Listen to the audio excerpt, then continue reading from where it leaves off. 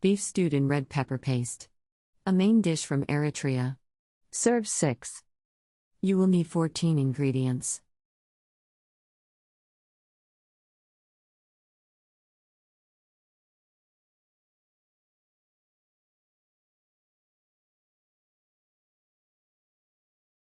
Step 1.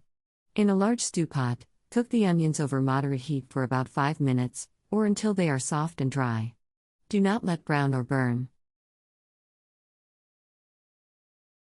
Step 2. Stir in the spice butter. When it heats up, add the garlic, ginger, fenugreek, cloves, allspice, and nutmeg. Stir well. Add the paprika and berbere, and stir for 3 minutes. Step 3. Add the wine, with black pepper, tomato sauce, and salt, and bring the mixture to a boil. Add the beef and turn the pieces around in the sauce to coat.